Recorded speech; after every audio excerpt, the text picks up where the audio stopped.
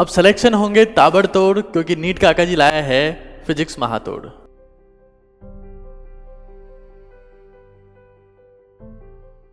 Hello students, I am Nikhil, your physics mentor at NEET Kaka ji. नमस्ते विद्यार्थियों, मैं हूं निखिल। स्वागत करता हूं आप सभी का आपके इस चैनल नीट काका जी पर।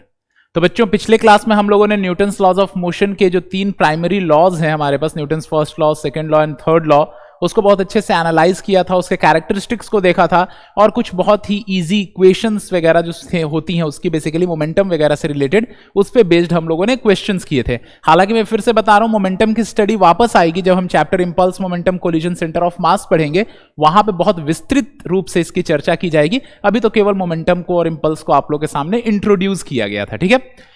अब हम बेसिकली मूव कर रहे हैं फोर्स एनालिसिस पे, क्योंकि ये पूरा का पूरा जो चैप्टर है ये फोर्स एनालिसिस पे बेस्ड होता है। और कुछ प्राइमरी टाइप ऑफ फोर्सेस जो हम लोग इस्तेमाल करते हैं इस पर्टिकुलर चैप्टर में, वो है weight, tension, normal reaction and spring force, ठीक है ना, इस पर्टिकुलर चैप्टर में। इसके बाद इसी चैप्टर का एक एक्सटेंशन है जिसको हम लोग फ्रिक्शन बोलते हैं, that is also known as NLM2, Newton's laws of motion का सेकंड पार्ट, ठीक है ना। Newton's laws of motion second part, it's not Newton's second law of motion, नहीं, Newton's laws of motion chapter का second part जो है वो friction है। तो उसमें हम लोग स्पेशली डेडिकेट करके और फ्रिक्शन एक अलग चैप्टर की तरफ बढ़ेंगे, एक अलग एपिसोड उसको डेडिकेट करेंगे, पूरा का पूरा 1 या 2 एपिसोड, ठीक है ना। तो जो प्राइमरी फोर्सेज हमें पढ़ना है यहाँ पे, जिन फोर्सेज की एनालिसिस करनी है, ठीक है ना, तो those forces are first of all weight, ठीक है ना, वेट एक फोर्स है उनमें से, ठीक है। तो हमें वेट की स्टडी करनी है, देन हमें स्टडी करनी है, से पहला पॉइंट में वेट बोलता हूं, दूसरा पॉइंट है नॉर्मल रिएक्शन, तो हमें नॉर्मल रिएक्शन फोर्स की स्टडी करनी है। फिर जो तीसरा पॉइंट है वो है टेंशन, फिर जो चौथा पॉइंट है वो है स्प्रिंग फोर्स, ओके, और उसके बाद जो पांचवा पॉइंट है वो है फ्रिक्शन। तो ये जो फोर्सेज है इनकी हमें स्टडी करनी है, ठीक है ना। कौन कौन से फोर्सेज हैं? तो पहला फोर्स है हमारे पास वेट, हमें वेट की स्टडी करनी है, फिर नॉर्मल रिएक्शन की, फिर टेंशन की, फिर स्प्रिंग फोर्स की और फिर फ्रिक्शन की। तो ये वो हमारे पास फोर्सेज हैं जिनकी स्टडी करनी है। फ्रिक्शन को लास्ट में एक अलग एपिसोड की तरह स्टडी करेंगे और स्प्रिंग फोर्स को भी इस चैप्टर के अंत में, इसी चैप्टर के अंत में स्टडी करेंगे। फिलहाल जो हम फोर्सेज एनालाइज करेंगे, weight, normal reaction and tension, ठीक है ना। तो इसमें ध्यान देने वाली बात यह है कि सबसे पहले हम वेट को चलिए एनालाइज करते हैं, ठीक है ना। So what is weight actually? Okay, so weight is the love that earth showers upon you, ठीक है ना, और showers upon any body, any और बॉडी अलग अलग है, नहीं तो एनी बॉडी हो जाएगा। तो weight is the love that earth showers on any body that is present in its vicinity. Okay, ये तो वैसे डेफिनेशन है। टेक्निकल डेफिनेशन क्या है? Weight is the force with which a body is pulled towards the centre of earth. Okay, so weight is the force, मैं ऐसे भी लिख सकता हूं इसी चीज को, weight is the force, weight is the force with which a body is pulled towards the center of earth. Okay, so weight is the force with which a body is pulled towards the center of earth. इसको हम लोग क्या बोलते हैं? Wait बोलते हैं, ठीक है ना। तो इस बात को ध्यान रखना है कि देखिए वेट जो होती है वो होती क्या है? Weight is the product of the mass of the body, mass of the body, not mass of earth, okay, mass of the body and acceleration due to gravity at that particular point, acceleration due to gravity at that particular point, ठीक है ना। तो wait इन दोनों चीजों का product होता है। किसका प्रोडक्ट होता है? तो first thing is that mass of the body, एक तो मास ऑफ द बॉडी का प्रोडक्ट, मतलब मास ऑफ द बॉडी, और उसके साथ क्या मल्टीप्लाई करेंगे? Acceleration due to gravity at that particular point. और इन दोनों को मल्टीप्लाई करके जो चीज हमारे पास आएगी ये क्या कहलाती है? This is known as weight, ठीक है ना, इसको हम लोग वेट बोलते हैं, ठीक है। So weight is the product of the mass of the body and acceleration due to gravity at that point, जिसमें mass हमेशा constant होती है। Mass is the intrinsic property of the body. Okay, mass is the intrinsic property of the body, intrinsic property of the body which does not change with position, जो कि position के साथ change नहीं होती है, ठीक है ना। तो mass is the intrinsic property of the body which does not change with position, ये पोजीशन के साथ चेंज नहीं होगी। तो किसी भी चीज की मान लो मास 1 kg है, तो यूनिवर्स के किसी भी कोने में आप ले जाओ उसकी मास 1 kg ही रहेगी, लेकिन हाँ उसकी वेलोसिटी मत बहुत ज्यादा इंक्रीज कर देना एट रिलेटिविस्टिक स्पीड्स, जबकि speed almost equivalent to speed of light होती है, तो जो मास होता है उसमें एक प्रोमिनेंट चेंज हम ऑब्जर्व कर सकते हैं according to the equation m is equal to m not upon under root of 1 minus v square by c square. But वो तो जब बॉडी की वेलोसिटी बहुत हाई होती है तब, लेकिन मास को एक पोजीशन से दूसरे पोजीशन पे अगर हम शिफ्ट करते हैं तो जितनी मास इस पोजीशन पे होती है उतनी ही मास किसी और पोजीशन पे भी होगी, मास पोजीशन के साथ नहीं बदल जाती है। बट पोजीशन के साथ क्या चेंज होता है? Acceleration due to gravity. This acceleration due to gravity depends upon position, ठीक है ना, ठीक है ना। दिस इज पोजीशन फंक्शन और function of position, rather you can say function of position, that is it can change with position.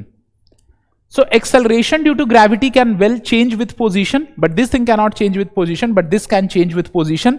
तो इसीलिए दोनों का प्रोडक्ट जो है वो भी पोजीशन के साथ चेंज हो सकता है। ये कांस्टेंट है, ये पोजीशन के साथ चेंज होगी, तो दोनों का प्रोडक्ट जो है वो भी पोजीशन के साथ चेंज हो सकता है। तो इसलिए हम लोग क्या लिख सकते हैं कि weight changes with position, weight changes with position, ठीक है ना। और अर्थ की रिस्पेक्ट में बात करें तो किसी बॉडी की जो मैक्सिमम वेट होती है वो तब होती है जबकि बॉडी अर्थ के सरफेस पे होता है। अगर सरफेस के अंदर चला जाएगा, मतलब कि कुछ गड्ढा खोद के अगर आप अंदर चले जाओ तो भी वेट रिड्यूस हो जाएगा, और अगर सरफेस से किसी हाइट पे जाएगा तो भी वेट रिड्यूस हो जाएगा। और स्पेस में जाओगे तो वेट जीरो ही हो जाएगा जहां कोई एक्सेलरेशन ड्यू टू ग्रेविटी का इन्फ्लुएंस नहीं है। मून पर अगर आप जाओगे तो आपकी जो वेट है वो 6 गुना कम हो जाएगी, क्योंकि मून की जो एक्सेलरेशन ड्यू टू ग्रेविटी है मून के सरफेस पे, वो अर्थ के सरफेस पे जो एक्सेलरेशन ड्यू टू ग्रेविटी है उसके 1/6 टाइम्स है, 6 गुना कम है। तो मान लीजिए कि यहां पे आपकी जो वेट है सपोज 80 kgf है, ठीक है ना, तो मून पर जाकर के आपकी जो वेट हो जाएगी वो 80/6 kgf हो जाएगी। इस चीज को समझना। तो अगर आप खुद को बहुत भारी महसूस करते हो, आपका वेट ज्यादा है, तो आपकी कोई गलती नहीं, maybe you are on the wrong planet, ठीक है ना। खैर ये सब तो मीम्स भी चलती रहती हैं, ठीक है ना, व्यंग भी चलते रहना चाहिए। So weight is what? Weight is the force with which a body is pulled towards the centre of earth, ठीक है ना। अब वेट को फ्री बॉडी डायग्राम में दिखाते कहां पे, वेट दिखाते कैसे हैं पहले ये समझ लेना, ठीक है ना, कि weight is weight acting on a body, acting on a body is always shown vertically downwards, ठीक है ना। if earth is not being shown, if earth is not being shown in the diagram, तो diagram में अगर आपको अर्थ नहीं दिख रही है तो उस केस में वेट जो है किसी बॉडी की वो हमेशा वर्टिकली डाउनवर्ड्स ही आप लोग शो करोगे। मान लो कि ये बॉडी है आपके पास जिसकी मास m है, तो इसके सेंटर से हमेशा वेट दिखाते हैं हम लोग, और किधर एक्ट करते हुए दिखाते हैं तो नीचे की डायरेक्शन में एक्ट करते हुए दिखाते हैं। And weight is the product of the mass of the body and acceleration due to gravity, तो वेट इक्वल टू क्या हो जाएगा? mg हो जाएगा। लेकिन ये तब दिखाते हैं जबकि अर्थ जो है वो शो नहीं की जा रही है। लेकिन व्हेन अर्थ इज शोन, इस बात को समझना, ठीक है ना, कि जब अर्थ शो हो रही है उस वक्त वेट को किधर दिखाएंगे? तो at that instance weight is shown towards the centre of earth, ठीक है ना। इसको यहां लिख देता हूं मैं कि when earth is shown in the diagram, when earth is shown in the diagram, then the weight is shown acting towards the center of earth, towards the center of the earth, ठीक है ना। तो उस वक्त आप vertically downwards नहीं बनाओगे, उस वक्त कहां बनाओगे? टुवर्ड्स द सेंटर ऑफ अर्थ। इस बात को समझना। मान लीजिए कि इस डायग्राम में आपको यूं अर्थ दिखा दी गई है, ये डायग्राम में यूं अर्थ है हमारे पास, ठीक है ना। तो अगर यहां पे अर्थ हमें दिख रही है और अब मान लीजिए कि कोई इंसान यहां पे खड़ा है, कुछ यूं खड़ा है, भाई अर्थ के रिस्पेक्ट में तो ऐसे ही खड़े रहोगे ना, ऑब्वियस सी बात है।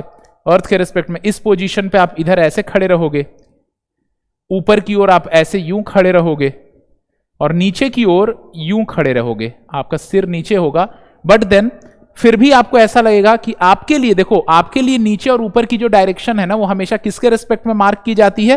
अर्थ के रिस्पेक्ट में मार्क की जाती है। इस बात को समझना। इधर दिखा देता हूं आप लोग को अच्छे से, ठीक है ना।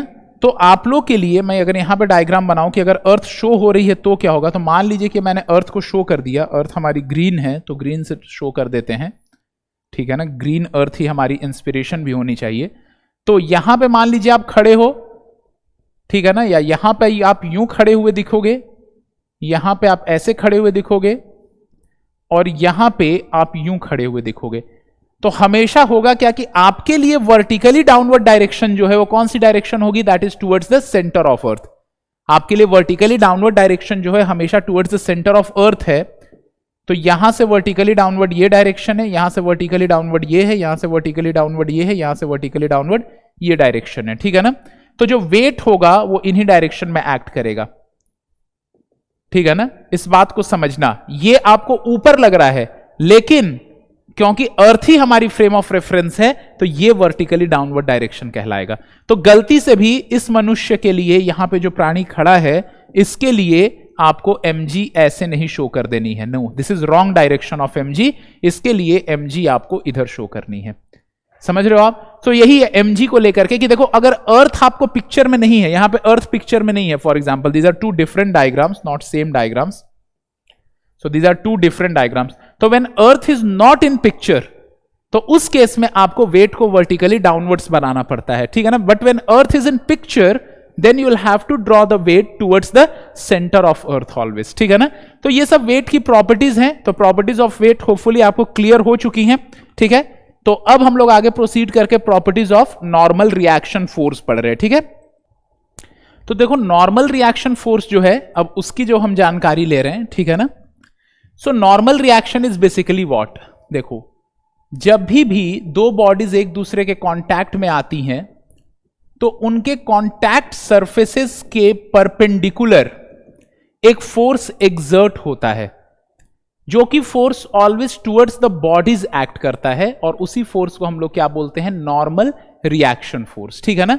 सो नॉर्मल रिएक्शन फोर्स जो होती हैं, ठीक है ना, whenever two surfaces are brought in contact, मान लीजिए कि यहां पे दो सरफेसेस है, ये एक बॉल है और ये एक बॉल है, और एक दूसरे से जब ये कांटेक्ट में आई और प्रेस करोगे, जब प्रेसिंग फोर्स होना चाहिए, प्रेसिंग फोर्स नहीं होगा तो कांटेक्ट फोर्स अराइज नहीं होगा। तो यहां से मान लो आपने कोई फोर्स लगा दिया, यहां से जरूरी नहीं कि सेम फोर्स हो, सेम फोर्स होगा तो इनका एक्सेलरेशन नहीं होगा, दोनों कैंसिल कर देंगे, बट जरूरी नहीं है कि सेम फोर्स हो। मान लो यहां F1 है, यहां F2 है, बट इन फोर्सेस की वजह से एक दूसरे को प्रेस कर रही हैं।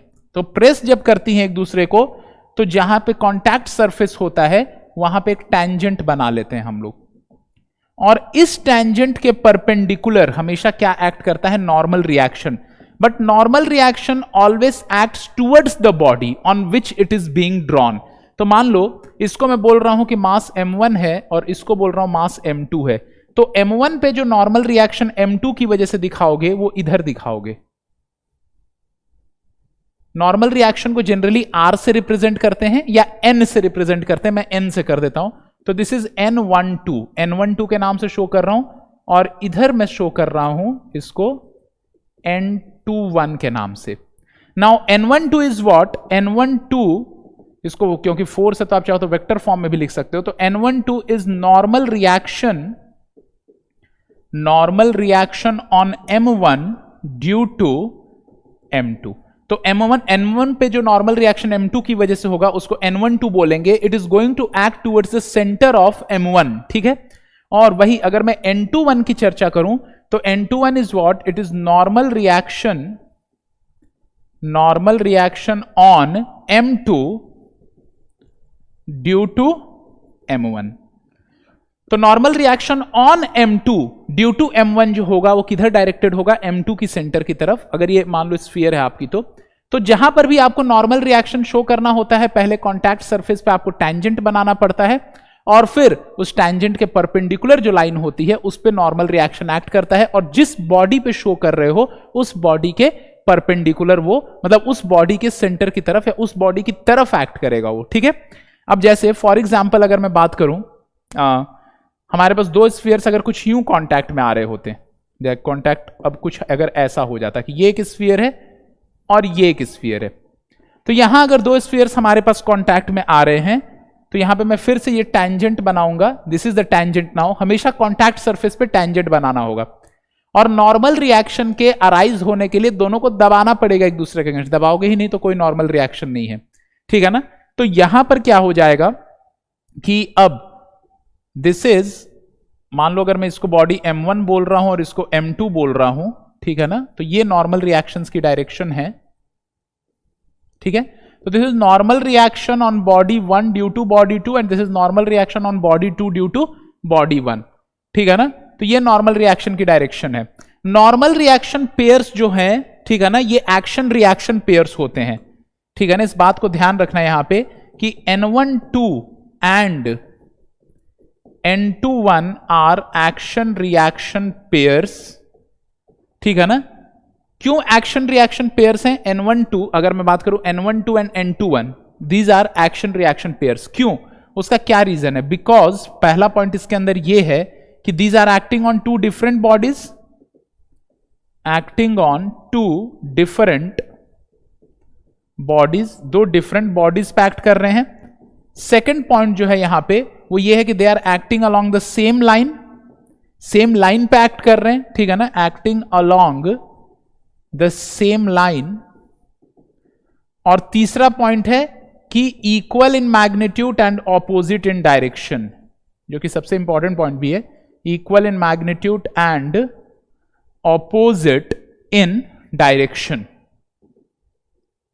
ठीक है ना। मैग्नीट्यूड इक्वल है और डायरेक्शन ऑपोजिट है, तो equal in magnitude and opposite in direction. और जो फोर्थ इंपॉर्टेंट पॉइंट है इसके बारे में कि they are acting simultaneously and are not cancelling out each other, ठीक है ना। एक्टिंग साइमल्टेनियसली मतलब एक साथ एक्ट कर रहे हैं, acting simultaneously and not cancelling out each other, and not cancelling out each other. तो साथ साथ एक्ट करके और एक दूसरे को कैंसल आउट नहीं कर रहे हैं, ठीक है ना। तो दिस इज वन थिंग, ये हमारे पास नॉर्मल रिएक्शन के बारे में जानकारी है, ठीक है ना। तो ये ध्यान देने वाली बात है, ठीक है। तो सबसे पहली बात नॉर्मल रिएक्शन के बारे में कि कांटेक्ट सरफेस के परपेंडिकुलर एक्ट करेगा, कांटेक्ट सरफेस पे टैंजेंट बनाओ, उसके परपेंडिकुलर नॉर्मल रिएक्शन एक्ट करेगा। जिस बॉडी पे नॉर्मल रिएक्शन बना रहे हो उस बॉडी की तरफ उसको बनाना पड़ेगा, ठीक है ना, दिस इज फर्स्ट थिंग। और दोनों बॉडीज पे जो नॉर्मल रिएक्शन साइमल्टेनियसली एक्ट करती हैं वो एक्शन रिएक्शन पेयर्स होती हैं। क्यों होती हैं एक्शन रिएक्शन पेयर्स? तो यहां पे आपको दिख रहा है ये, ठीक है ना। तो ये कुछ क्राइटेरिया है। अब ये जो नॉर्मल रिएक्शन फोर्स है this is of electromagnetic origin, कभी कभार आपसे पूछ सकता है, तो इस बात को ध्यान रखना, कुछ इंपॉर्टेंट पॉइंट्स कि normal reaction force is of electromagnetic origin. Normal reaction force is of electromagnetic origin, ठीक है ना। तो जो नॉर्मल रिएक्शन फोर्स होती है उसकी जो ओरिजिन होती है वो इलेक्ट्रोमैग्नेटिक नेचर की होती है। इवन टेंशन फोर्स की भी जो ओरिजिन होती है it is of electromagnetic origin, ठीक है ना। नेक्स्ट पॉइंट है normal reaction force is a contact force. Normal reaction force is a contact force. इसका मतलब यह है कि नॉर्मल रिएक्शन फोर्स को एक्ट करने के लिए बॉडीज को एक दूसरे के कांटेक्ट में आना पड़ेगा, जबकि weight is a non contact force. इस बात को ध्यान रखना, वेट में भी मैं लिख देता हूं इस चीज को, weight is a non contact force. इसके इंपॉर्टेंट पॉइंट में यहां पे weight is a non contact force. Non contact force को हम लोग फील्ड फोर्सेस भी बोलते हैं, that is field force. Non contact force बोलो या तो क्या बोल सकते हो, फील्ड फोर्स बोल सकते हो वेट के बारे में। बट नॉर्मल रिएक्शन फोर्स जो होती है it is a contact force. Normal reaction force is a contact force, मतलब कि नॉर्मल रिएक्शन फोर्स को अराइज होने के लिए बॉडीज को एक दूसरे के कॉन्टैक्ट में आना पड़ेगा, ठीक है। So this is one point about it. अब कुछ और बातें हम लोग नॉर्मल रिएक्शन के बारे में सीखते हैं जो कि जरूरी है। तो चलिए, पहला पॉइंट इसके बारे में यह है कि कभी भी अगर कोई पॉइंट और लाइन कांटेक्ट में आ जाए, whenever a point and line in contact type of situation arises, whenever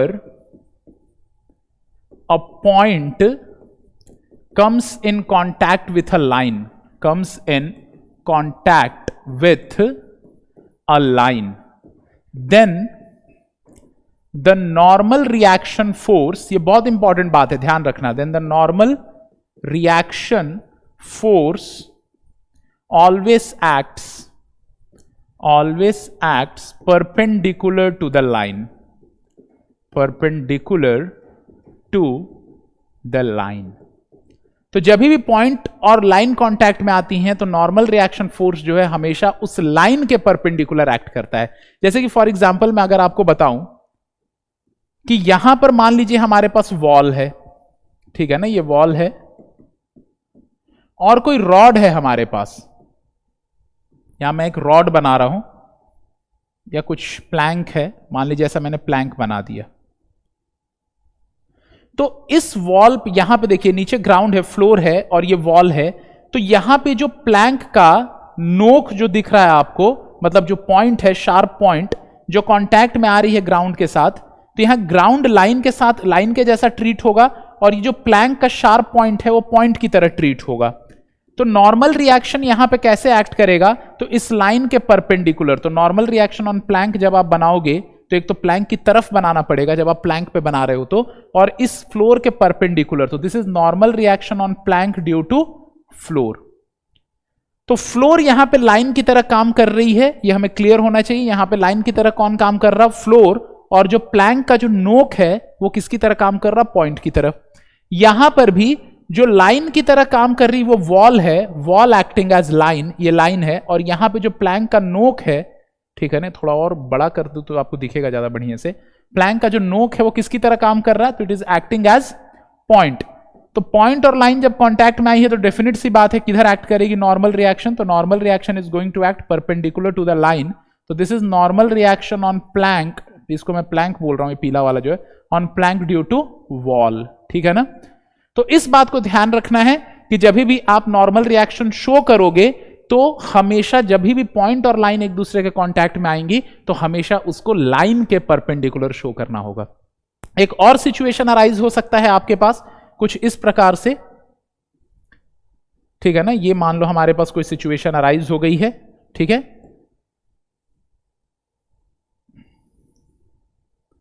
तो again now this is our floor. Again ये हमारे पास फ्लोर है, ये वॉल है. पर यहां पर अगेन जो प्लैंक है ना हमारे पास, इस प्लैंक का जो नोक है वो तो पॉइंट की तरह काम कर रहा है और जो फ्लोर है वो लाइन की तरह काम कर रहा. तो नॉर्मल रिएक्शन लाइन के परपेंडिकुलर एक्ट करेगा. तो this normal reaction on plank due to floor. लेकिन यहां पर स्थिति बदल गई है, यहां पर अब प्लैंक लाइन की तरह काम कर रहा है और जो वॉल है हमारे पास, वॉल का जो टिप है, टॉप है, ठीक है ना, वॉल का जो टॉप है जिसको मैं टिप बोल रहा हूं यहां पे, वो पॉइंट की तरह काम कर रहा और यहां पे प्लैंक लाइन की तरह काम कर रही है. इस बात को समझना.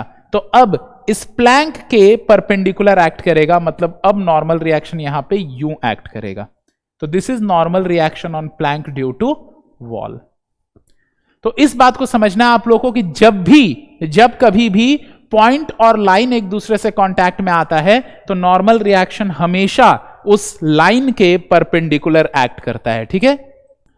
तो होपफुली यहां तक क्लियर है आप लोगों को. अब एक और पॉइंट इसके बारे में जो हमें जानना है वो ये है कि normal reaction force is a pushing force, क्योंकि टुवर्ड्स द बॉडी हमेशा एक्ट कर रहा है ना.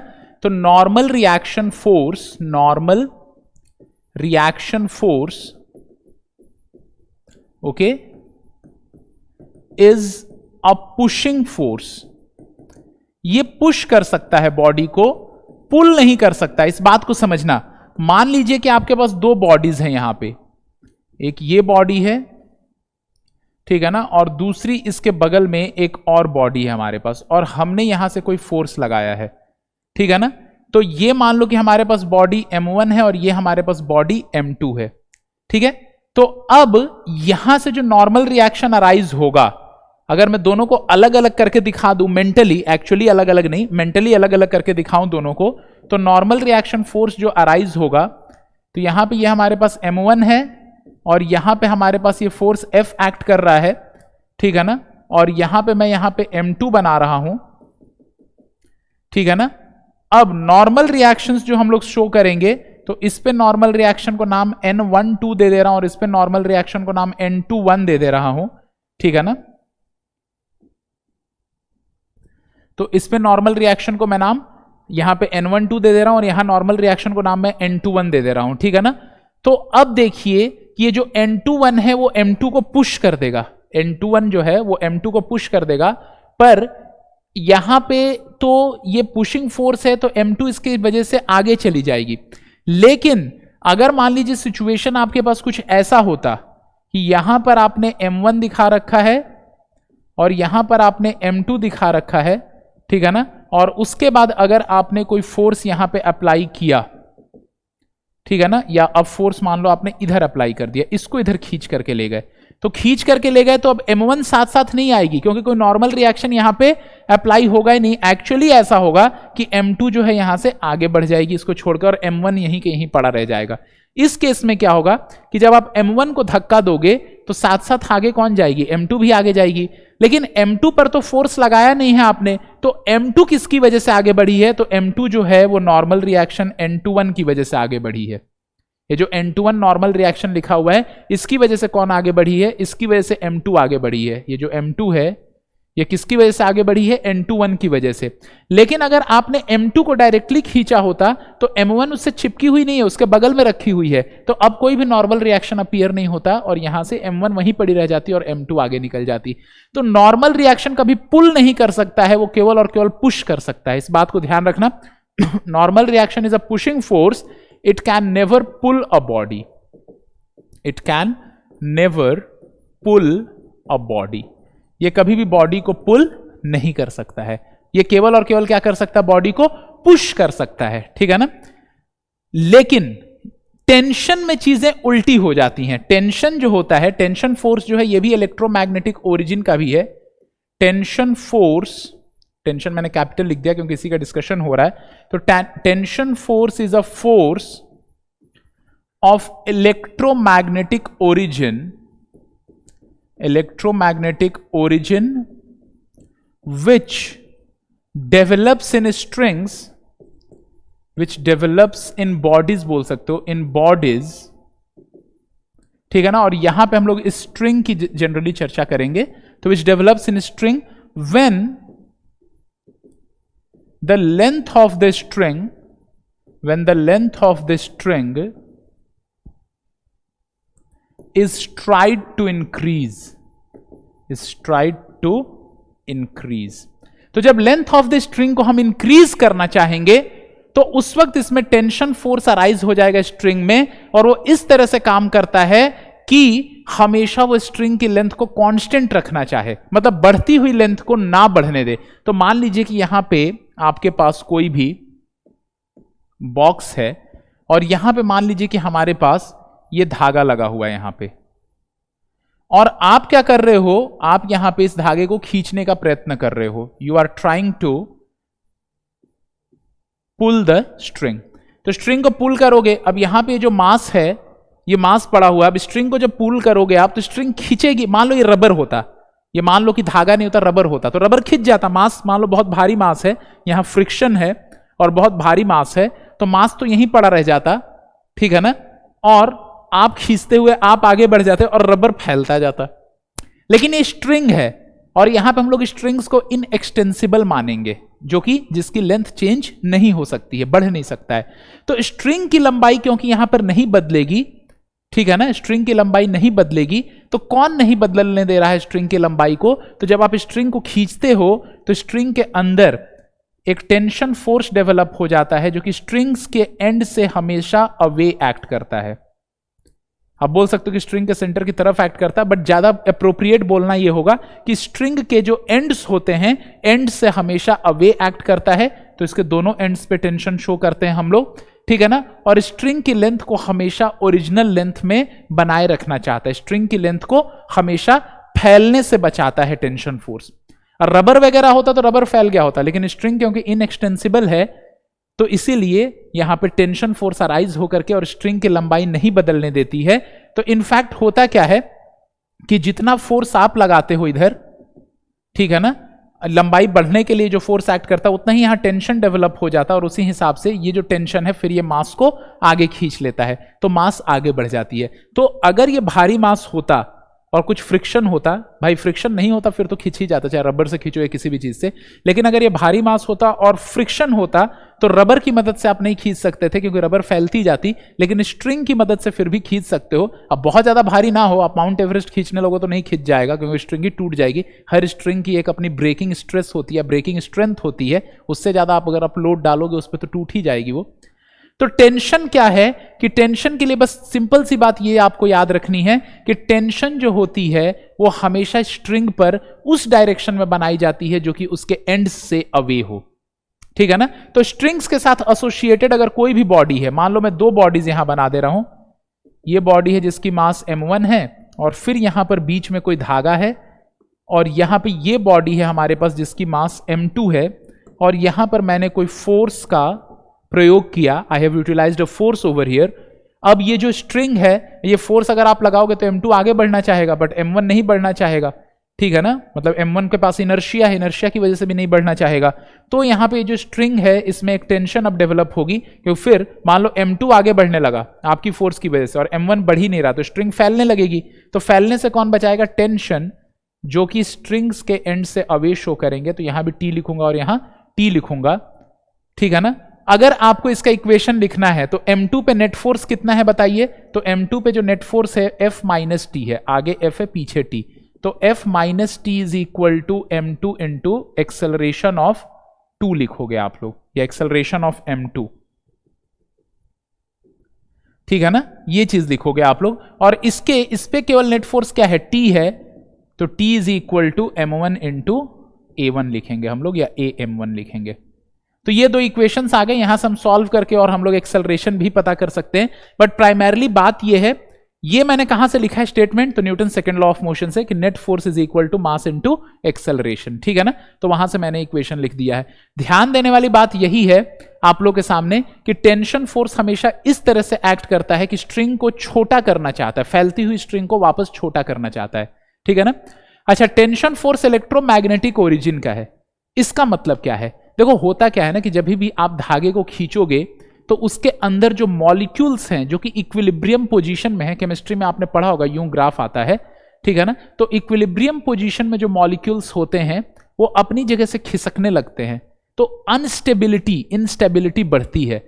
और यूनिवर्स का क्या नियम है? The law of the universe is that whenever instability increases then events proceed in such a manner that instability again decreases, that is stability again increases. So in this case, when the string was being elongated, the instability of the string was increasing, and therefore tension force arose in such a manner that it again brought back the molecules to the initial position so that stability was regained. Stability जो है वो वापस regain हो गई। तो इसीलिए tension force वापस string को अपने नेचुरल लेंथ पर ला देता है, ठीक है ना। So, tension force is a force of electromagnetic origin which develops in the body's string when the length of the string is tried to increase. जब length of the string को जब हम increase करते हैं, it always acts in a manner to restore back the length of the string. That is why it always acts away from the ends of the string. Okay, away from the ends of the string towards the center you can say, but the better term is it acts away from the ends of the string. ठीक है ना। तो next point मैं यहाँ पे लिख देता हूँ, ठीक है ना। Tension force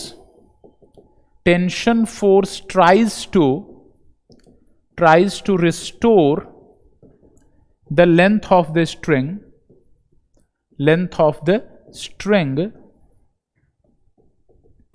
and therefore acts away from the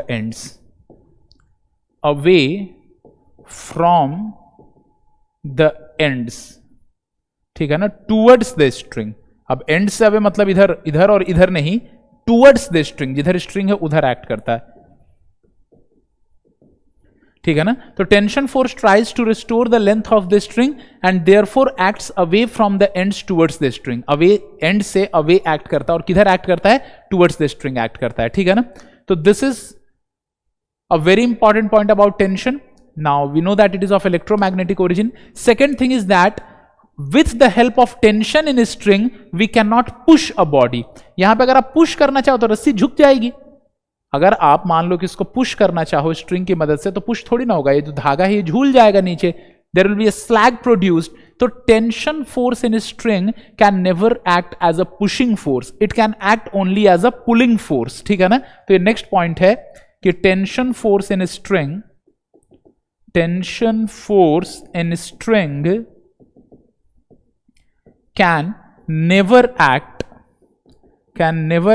as a pushing force, ये पुशिंग फोर्स की तरह कभी नहीं एक्ट करेगा, it only acts as a pulling force, ये केवल और केवल पुलिंग फोर्स की तरह काम करता है। तो tension force in string can never act as a pushing force, it only acts as a pulling force, केवल पुलिंग फोर्स की तरह काम कर सकता है। हाँ, रॉड्स वगैरह में जो टेंशन डेवलप होती है, अब रॉड की मदद से, अगर ये रॉड रहता तो रॉड की मदद से तो धक्का भी दे सकते थे, तो वहां पर जो टेंशन प्रोड्यूस होता है वो तो पुशिंग फोर्स की तरह भी काम कर सकता है। That is completely different aspect. हम लोग फिलहाल स्ट्रिंग की स्टडी कर रहे हैं, तो यहां पे ये केवल और केवल पुलिंग फोर्स की तरह काम करेगा, पुशिंग फोर्स की तरह काम नहीं करेगा, ठीक है ना। नेक्स्ट पॉइंट है इसमें कि when the string is massless, जब स्ट्रिंग मासलेस होती है, ठीक है ना, कि when the string is massless, okay, then the tension throughout the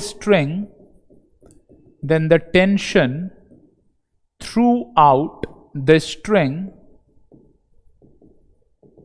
remains same, okay, remains the same। तो जब स्ट्रिंग मासलेस होती है तो tension through out the string हमारे पास क्या होता है, सेम होता है, टेंशन ऑल्टर नहीं होता है। लेकिन जब स्ट्रिंग में मास होती है, जिसको रोप बोलते हैं, strings with mass are known as rope, तो in case of strings with mass, जिसको क्या बोलते हैं, दैट इज रोप्स, ठीक है ना। The tension through out the string is different. तो थ्रू आउट द स्ट्रिंग जो टेंशन होगी वो क्या हो जाएगी, डिफरेंट हो जाएगी, ठीक है ना। ऑल्सो जब आप मल्टीपल स्ट्रिंग्स यूज कर रहे होते हो, तो अगर बीच में कोई मास आ जाता है तो उस वक्त टेंशन चेंज हो जाती है। जैसे फॉर एग्जाम्पल अगर मैं कोई डायग्राम बनाऊं यहां पे,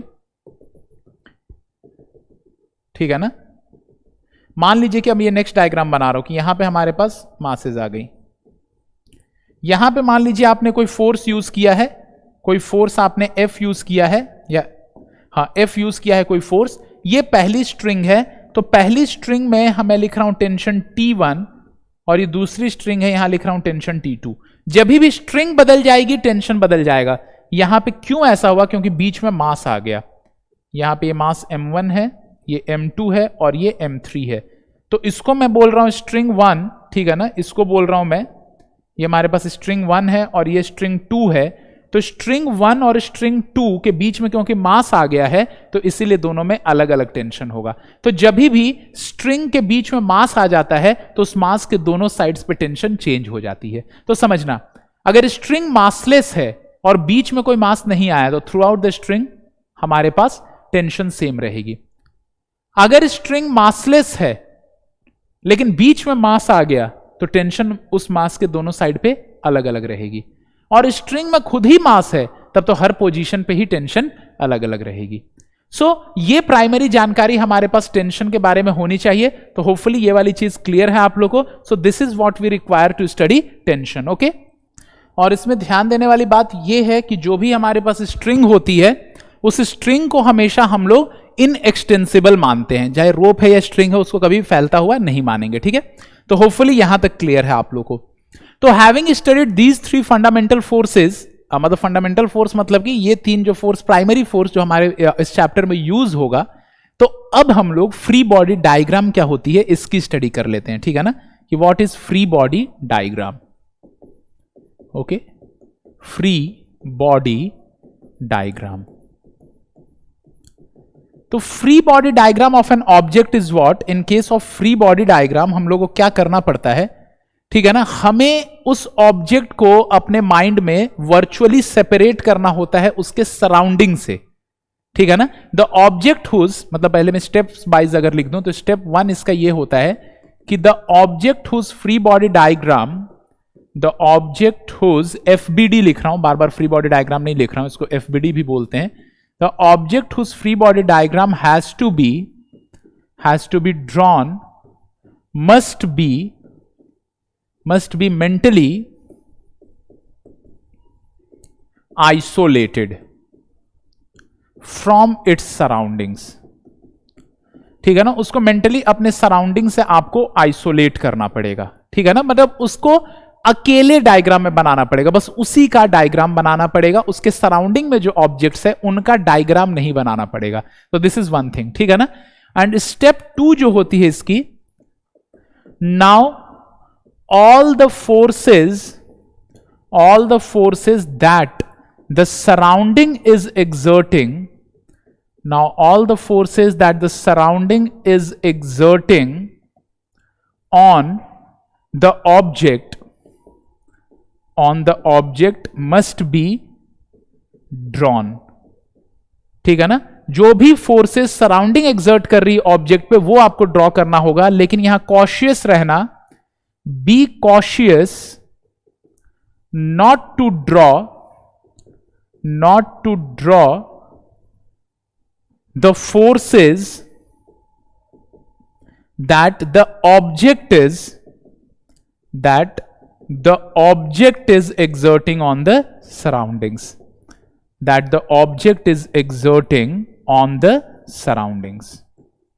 ठीक है ना। तो कॉशियस रहना कि आप उन फोर्सेस को मत बनाना जो कि ऑब्जेक्ट जो है वो सराउंडिंग्स पे एक्सर्ट कर रहा है।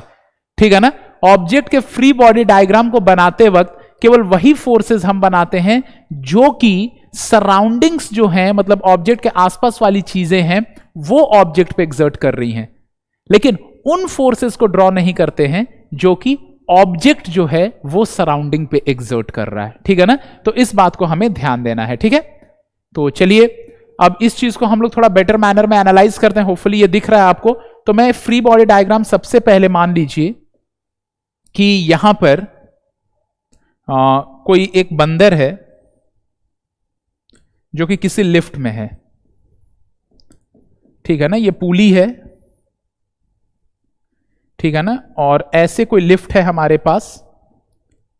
ठीक है, और ये स्ट्रिंग लगा हुआ है और यहां पे कोई बंदर है या कोई इंसान ही है। ठीक है ना, ये ऐसे खड़ा है, ऐसे धागे को पकड़ करके खड़ा है। ठीक है ना, तो इंसान जो है धागे को ऐसे पकड़ करके खड़ा, बहुत लंबे हाथ है इसके, गांधी जी के जैसे। ठीक है ना, पर धागे को ऐसे पकड़ करके खड़ा है ये। ठीक है, तो अब मुझे क्या बताना है, यहां पे ये जो प्लैंक है, ठीक है ना, ऐसा बोल सकते हो यहां पे। तो ये जो पूरी की पूरी हमारे पास ये कंस्ट्रक्शन है, जो लिफ्ट है, ये जो पूरी की पूरी कंस्ट्रक्शन है, इसका जो मास है उसको आपको लेना है m1, इसका मास लेना है m1। ठीक है ना, ये जो आपके पास जिसके ऊपर इंसान खड़ा है, जिस प्लैंक के ऊपर, उसका मास m2 लेना है और इस मास इंसान का मास है m0 लेना है। तो समझना आप लोग, जिस कंस्ट्रक्शन के ऊपर इंसान, मतलब जिस प्लैंक के ऊपर इंसान खड़ा है, इसके मास को आपको m2 लेना है। जिस प्लैंक के ऊपर खड़ा है इसके मास को m2 लेना है। ये पूरा का पूरा जो लिफ्ट जैसा स्ट्रक्चर है, इसके मास को m1 लेना और इंसान का मास जो है वो m0 है। पुली इज मासलेस, इस बात को ध्यान रखना है कि जो पुली है, पुली इज मासलेस। तो पुली जो है वो मासलेस है। और अगर ये सिस्टम इक्विलिब्रियम में है तो हमें इसकी फ्री बॉडी डायग्राम बनानी है और इक्वेशंस भी लिखने हैं। ठीक है, तो सबसे पहले मैं फ्री बॉडी डायग्राम बना रहा हूं इंसान का। ठीक है ना। अच्छा, एक बात ध्यान रखना, क्योंकि पुली मासलेस है और ये सिंगल धागा पुली के ऊपर रन कर रहा है और स्ट्रिंग इज ऑल्सो मासलेस। ठीक है ना, ये भी बोल रहा हूं, pulley is massless and string is also massless. String is massless and inextensible. कुछ ना बोले अगर स्ट्रिंग के बारे में तो यही मानना है कि मासलेस है और इनएक्सटेंसिबल है। तो सबसे पहले हम क्या करना है, हम लोगों को यह बात ध्यान रखनी है कि क्योंकि स्ट्रिंग जो है वो मासलेस और इनएक्सटेंसिबल है, और क्योंकि पुली मासलेस है तो स्ट्रिंग के दोनों साइड्स पे ये सिंगल स्ट्रिंग जो पुली के ऊपर से रन कर रही है, इसमें कोई भी मास नहीं है। और क्योंकि कोई भी मास नहीं है तो यहां पर टेंशन T होगा, तो इधर भी टेंशन T होगा। ठीक है ना, ये आपको क्लियर होना चाहिए। इधर टेंशन T होगा तो इधर भी टेंशन T होगा। उसका रीजन ये है कि हमारे पास जो स्ट्रिंग है वो कैसी है, मासलेस है, और स्ट्रिंग मासलेस है तो टेंशन थ्रू आउट सेम होगा। टेंशन कब बदल जाता मासलेस स्ट्रिंग में, बीच में अगर कोई मास आ जाता, पर बीच में तो मास आया नहीं क्योंकि जो पुली है वो कैसी है, मासलेस है। तो ये बात ध्यान रखनी है। अब मुझे फ्री बॉडी डायग्राम बनाना है, यहां पे प्लैंक का बनाना है। तो अगर मैं सबसे पहले मैन का फ्री बॉडी डायग्राम बना देता हूं, ठीक है ना। तो free body diagram of man, तो एफबीडी ऑफ मैन अगर मैं बनाऊं यहां पे, तो ये जो मैन है, ध्यान से समझना, इसके दोनों हाथों पे ऊपर टेंशन एक्ट कर रहा है। इसके दोनों हाथों पे ऊपर क्या एक्ट करेगा, टेंशन, ठीक है ना। भाई रस्सी में टेंशन है, ठीक है ना, तो इसके हाथ पे जब बनाओगे टेंशन तो किधर बनाओगे, टेंशन हमेशा स्ट्रिंग की तरफ बनता है ना, स्ट्रिंग की तरफ बनाना होगा टेंशन को। तो इसके हाथ पे ऊपर क्या एक्ट करेगा, टेंशन। दूसरा जो फोर्स इस पे एक्ट करेगा, इसका खुद का वेट mg, जो कि वर्टिकली डाउनवर्ड डायरेक्शन में एक्ट करेगा, ठीक है ना। mg फोर्स जो होती है वर्टिकली डाउनवर्ड डायरेक्शन में एक्ट करती है। और तीसरी जो पॉइंट इस पे, तीसरा फोर्स जो एक्ट करेगा वो M2, जिस M2 ऑब्जेक्ट पे वो खड़ा है, उस M2 ऑब्जेक्ट की वजह से नॉर्मल रिएक्शन। तो M2 की वजह से यहां पर नॉर्मल रिएक्शन एक्ट करेगा ऊपर की डायरेक्शन में। इसको मान लो कि मैं R1 नाम दे रहा हूं, ठीक है ना। M2 की वजह से जो नॉर्मल रिएक्शन एक्ट कर रहा है, इसको मैं ऐसे भी बोल दे रहा हूं, मान लो R on M0 due to M2, ऐसे नाम दे रहा हूं इसको, R on M0 due to M2। mg को मैं थोड़ा इधर लिख दे रहा हूं ताकि दोनों मर्ज ना हो, हालांकि दोनों सेम लाइन पे एक्ट करेंगी इस केस पे। तो यहां पे हम ऐसे दिख रहे हैं यहां पे कि दिस इज R on, ऐसे लिख रहा हूं, R on M0 due to M2। तो ये तीन फोर्सेस मैन पे एक्ट करेंगे। मैन का खुद का अपना वेट, नीचे प्लैंक से उस पे जो नॉर्मल रिएक्शन लग रहा है जिसके ऊपर वो खड़ा है, ठीक है ना, और उसके हाथों पे टेंशन लग रहा है। अगर ये मैन इक्विलिब्रियम में है, हॉरिजॉन्टल इक्विलिब्रियम में तो है ही, आगे पीछे नहीं हो रहा। अगर ये सिस्टम वर्टिकल इक्विलिब्रियम में है, यानी कि मैन भी अगर वर्टिकल इक्विलिब्रियम में है, तो ये तीनों फोर्सेस कट के जीरो हो जानी चाहिए, यानी टोटल अपवर्ड फोर्स और टोटल डाउनवर्ड फोर्स सेम होना चाहिए। इसका मतलब मैं क्या लिख सकता हूं कि T plus R due to M0, R on M0 due to M2 must be equal to mg, and this is our equation number 1, ठीक है ना। ये हम पता कर सकते हैं। उसके बाद फिर या M0g, ठीक है ना, क्योंकि टोटल अपवर्ड फोर्स जो है उसको टोटल डाउनवर्ड फोर्स के बराबर होना होगा। या तो आप ऐसे भी लिख सकते थे, T plus R on M0 due to M2 minus M0g, इसका मास M0 है तो M0g लिख लेते हैं, तो माइनस M0g इक्वल टू 0। तो उस M0g को उधर ले जाकर के ऐसे लिख सकते हैं, ठीक है। अब अगर मैं FBD बनाऊं M2 का, ये M2 का FBD बनाता हूं, तो FBD of M2, next point is FBD of M2। तो M2 पे ऊपर से तो क्या एक्ट कर रहा बताओ, तो वेट मत बना देना इस पे कि ऊपर से मैन का वेट इस पे एक्ट कर रहा, नहीं। दो बॉडीज एक दूसरे से वेट से कभी इंटरैक्ट नहीं करती हैं। वो किससे इंटरैक्ट करती हैं, नॉर्मल रिएक्शन से।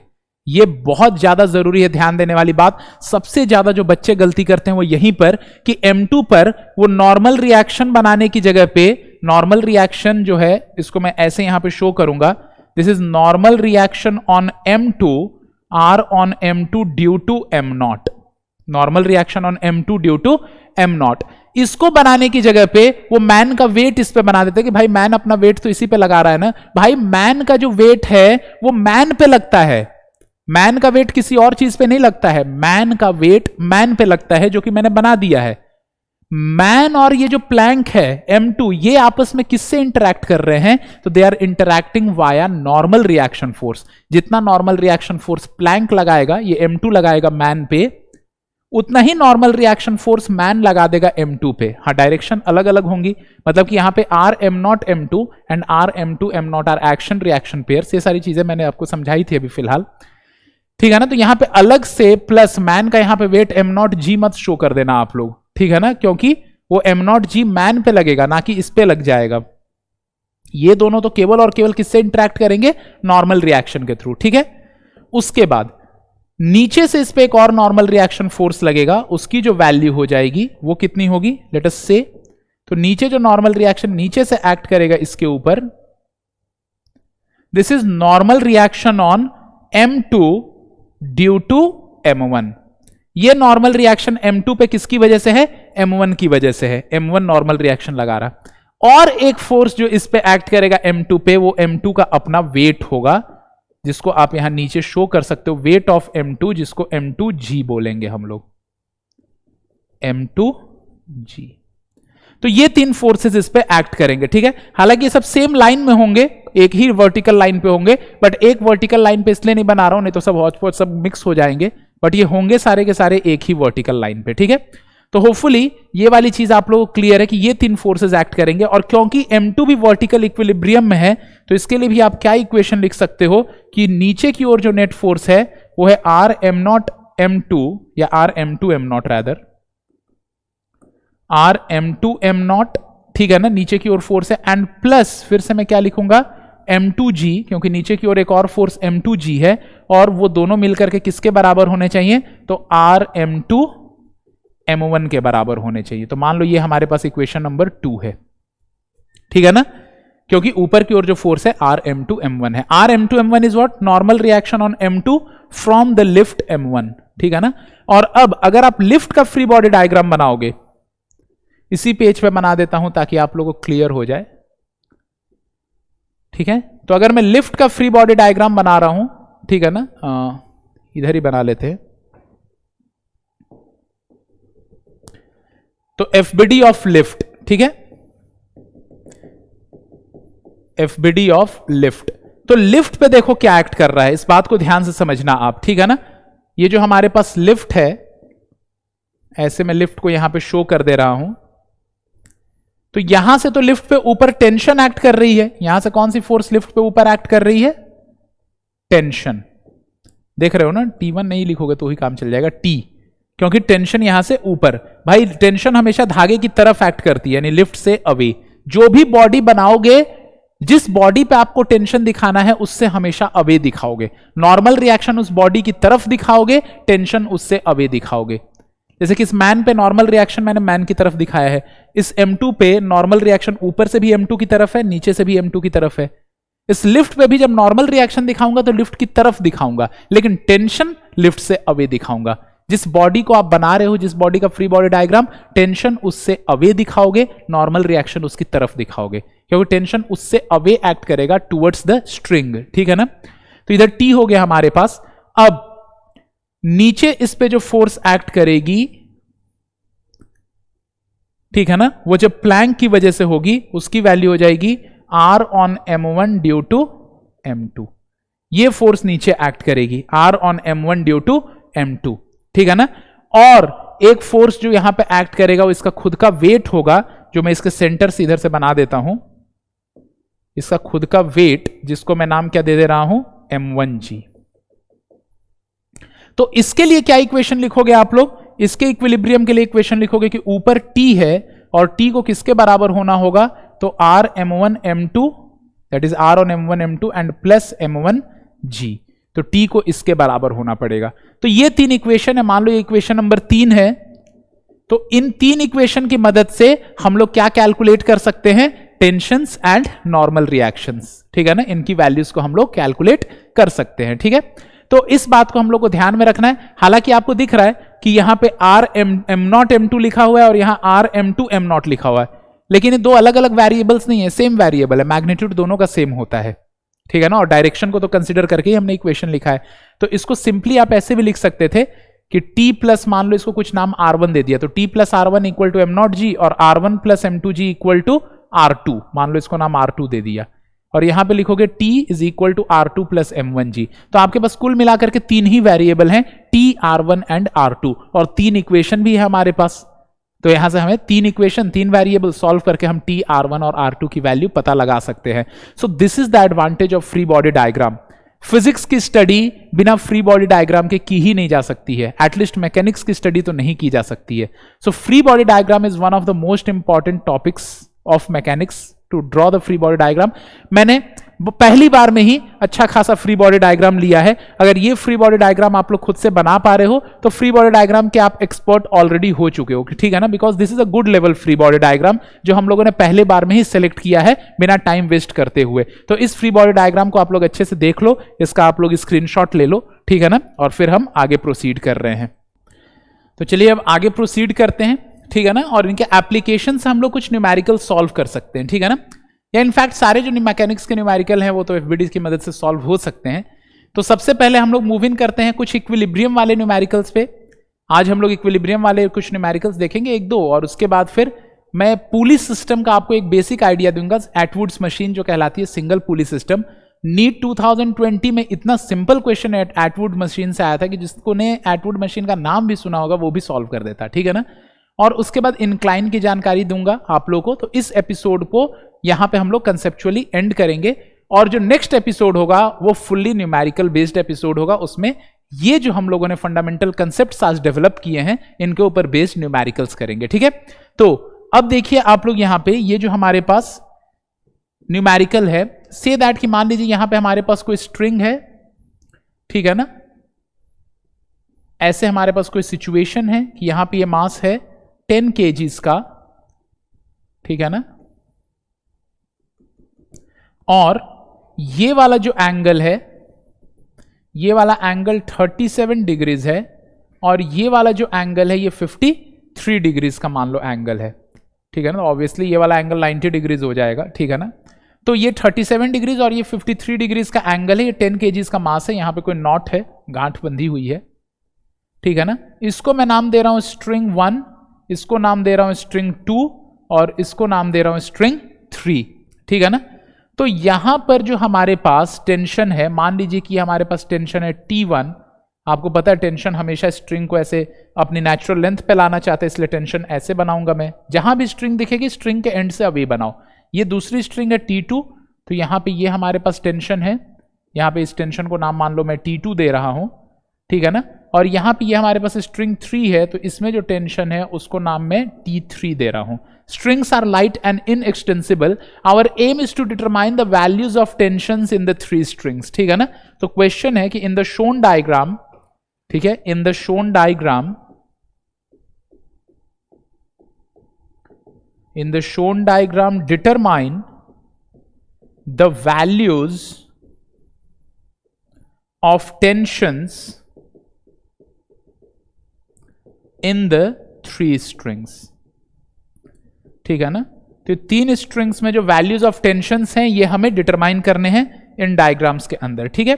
तो सबसे पहली बात कि अगर मैं यहां पे देखता हूं स्ट्रिंग 1 को या स्ट्रिंग 2 को, अगर आप ऑब्जर्व करो, खैर सबसे पहले आप लोग के लिए स्टेज पे तो अभी स्ट्रिंग 1 को ही एनालाइज करना होगा, तो स्ट्रिंग 1 को एनालाइज कर लेते हैं, ठीक है ना। तो उसके लिए सबसे पहले अगर मैं एफबीडी ऑफ ब्लॉक बनाऊं, free body diagram of block, तो free body diagram of block अगर आप बनाओगे तो यहां पे नीचे 100 न्यूटन्स मतलब 10 kgs का मतलब क्या हो गया, 10g फोर्स एक्ट करेगा।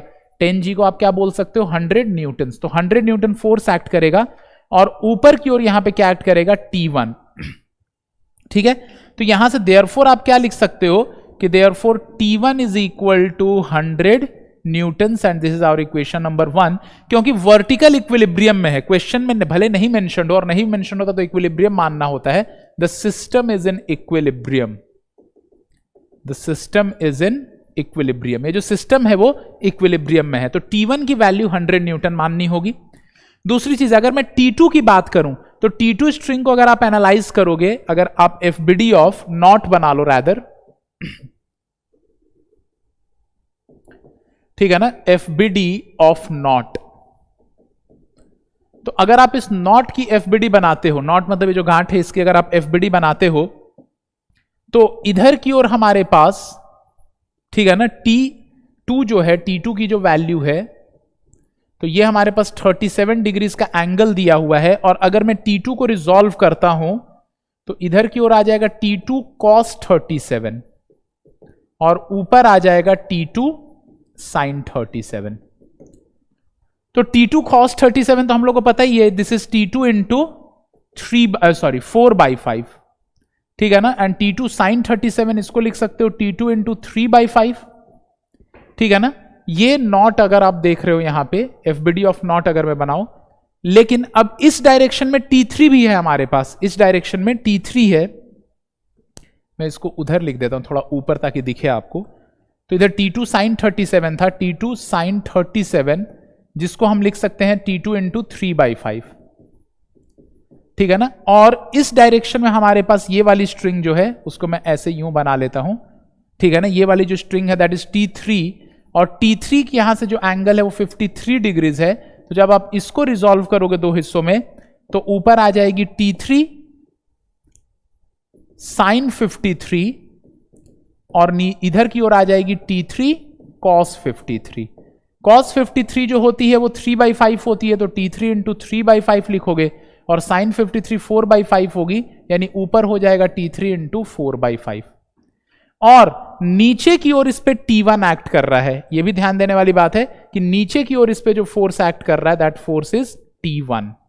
इस गांठ पे नीचे एक्ट कर रहा है T1, इधर T2 इधर T3। तो T2 को दो हिस्सों में तोड़ा तो इधर T2 cos 37, ऊपर T2 sin 37। T3 को दो हिस्सों में तोड़ा तो इधर T3 cos 53, ऊपर T3 sin 53। अब इसके हॉरिजॉन्टल इक्विलिब्रियम के लिए, क्योंकि आगे पीछे तो नहीं हो रहा है, तो T2 अगर मैं लिखूं for horizontal equilibrium, for horizontal equilibrium of knot के हॉरिजॉन्टल इक्विलिब्रियम के लिए लिख सकता हूं T2 into 4/5 must be equal to T3 into 3/5। तो 5 से 5 कट गया, तो यहां से T2 और T3 के बीच में एक रिलेशन आ गया कि T2 is equal to 3/4 times of T3। T2 जो हो जाएगी 3/4 टाइम्स ऑफ T3 हो जाएगी, ठीक है ना। तो ये एक रिलेशन आ गया हमारे पास। और एक रिलेशन हम लोग कहां से फ्रेम कर सकते हैं, ये आपको बहुत इजीली दिख जाएगा कि वर्टिकल इक्विलिब्रियम के लिए। तो फॉर वर्टिकल इक्विलिब्रियम हम लोग क्या लिख लेंगे, for vertical equilibrium of not, मैं यहीं से लिख देता हूं, ठीक है। For vertical equilibrium of not, तो नॉट के वर्टिकल इक्विलिब्रियम के लिए क्या लिखोगे आप यहां पर, वो बहुत ज्यादा जरूरी है। तो ऊपर हमारे पास क्या है T2 इंटू 3/5 और T3 इंटू 4/5। तो T2 into 3/5 plus T3 into 4/5, ठीक है ना। ये दोनों ऊपर है, और नीचे की ओर हमारे पास T1 है, तो must be equal to T1। इनको मिल करके किसके बराबर होना चाहिए, T1 के बराबर होना चाहिए, ठीक है ना। क्योंकि वर्टिकल इक्विलिब्रियम मतलब जितना ऊपर का फोर्स उतना ही नीचे का फोर्स। तो T2 इंटू 3/5, और T2 खुद किसके बराबर है, 3/4 T3 के बराबर है। तो आप ऐसे लिख सकते हो T2 की जगह पे 3/4 T3, ठीक है ना, एंड इनटू फिर क्या लिखोगे आप 3/5, ठीक है ना। 3/4 T3 into 3/5 plus T3 into 4/5, और ये किसके बराबर होगा T1, और T1 की जो वैल्यू हो कितनी हो जाएगी 100 न्यूटन है, ठीक है ना। ये ध्यान देने वाली बात है यहां पे। तो यहां पे आप देखो, यहां पे ये क्या लिखा हुआ 9T3/20, ठीक है ना। मैं यहां पे सॉल्व कर देता हूं। तो यहां पे लिखा हुआ हमारे पास कि 9T3/20 प्लस, और फिर क्या लिखा हुआ हमारे पास 4T3/5 and this is equal to 100। यानी कि अगर आप एलसीएम ले लेते हो तो इट इज 9T3 प्लस यहां पे 16T3, ठीक है ना, and by 20 and this is equal to 100। अब ये 25T3 लिखा हुआ है, ठीक है ना। तो 25T3/20 इक्वल टू 100। आप यहीं पे काट दो इसको, ये 4 से और ये 5 से, इसको उधर ले जाओ, यहां से काट दो 20। तो therefore T3 equal to 80 Newton's. तो यहां से T3 की जो वैल्यू हमें पता चल गई वो 80 न्यूटन्स है, ठीक है ना, क्योंकि 400/5 करोगे तो 80 न्यूटन्स आ जाएगा। और T3 की वैल्यू पता चल गई तो T2 पता चल जाएगी, क्योंकि T2 is equal to 3/4 T3 है, ठीक है। तो 4 से 80 काटोगे 20, तो therefore T2 is equal to 60 newtons. तो यानी कि हमें तीनों चीजों की वैल्यू पता चल गई, T2 की वैल्यू पता चल गई, T3 की वैल्यू पता चल गई, और T1 की वैल्यू तो ऑब्वियस थी। तो यहां से हम लोगों को तीनों जो हमारे पास टेंशन्स हैं उनकी वैल्यूज पता चल गई है, ठीक है ना। So this is one method to solve it, कि आप फ्री बॉडी डायग्राम बनाओ, चीजों की रिजॉल्व करो फोर्सेस को और सॉल्व कर लो। लेकिन इसको सॉल्व करने का जो दूसरा तरीका होता है that is by Lami's theorem. दूसरा तरीका जो होता है इसको सॉल्व करने का, वो कैसे सॉल्व करते हैं? By utilizing Lami's theorem. तो लैमिस थ्योरम को यूटिलाइज करके इसको कैसे सॉल्व करते? तो सेम जो आपके पास डायग्राम है, सेम डायग्राम को आप यूटिलाइज करो, ठीक है ना। तो देखिए इस डायग्राम में कुछ यूं था सिचुएशन आपके पास,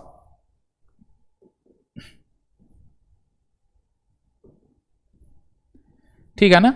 ये वाला जो हमारा एंगल है दिस इज 37 डिग्रीज, ये वाला जो एंगल है ये 53 डिग्रीज है, और नीचे की ओर जो हमारे पास फोर्स है T1, वो तो हमें पता है कि T1 की वैल्यू 100 न्यूटन है, और इधर की ओर हमें T2 है हमारे गिवन है, और इधर हमें T3 गिवन है।